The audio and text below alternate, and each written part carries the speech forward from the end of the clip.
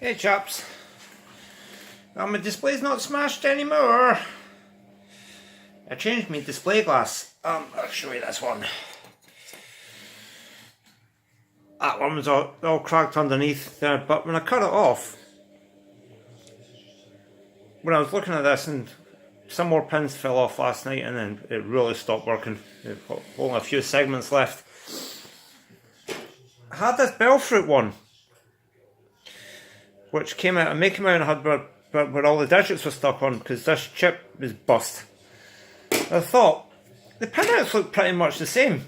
You see that one there, and then this one here. If I carefully hold that over there like that, see?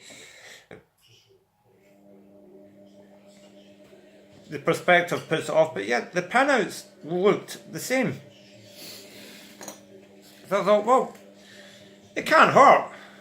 It's a dead display and a dead display, so what happens if I change the display glass over? Well, I'm glad I did, because that's very impressive. That's very nice. It turned out the part numbers on the display glasses are the same. Exactly the same. On this Bellfruit one that you get from Scorpion 2 machines, and the Barcrest one that you get in the early MPU4. Only difference is it's a different revision number. That display there is a... let's see. There it is there. Focus! You know, one of these days this camera will actually focus and let me see what's going on. It's trying.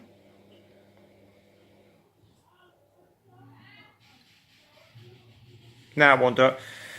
I have to read the part number. The part number on this is a FIPI 6B9R number 218. It says on it. The one on that is exactly the same part number, except it's got revision D on the end.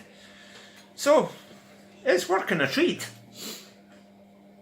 And it saved me having to go about getting a new display, because people are charging 20-25 quid for some of these. So I thought, well, sod it, I'll just recycle one. And yeah, it is working the business. It is working like new.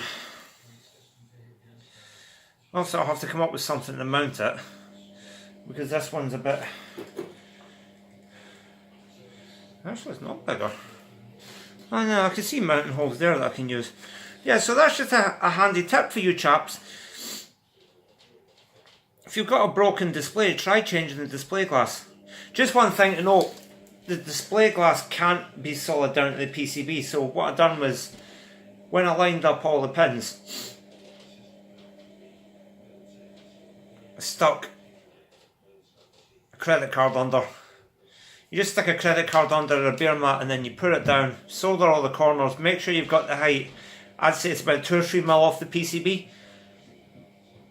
and then solder it down. And yeah, it's just working beautifully. The digits are slightly bigger on this one as well, which is an added advantage. Well, clearly you can see what's going on, so yeah. Just a little tip.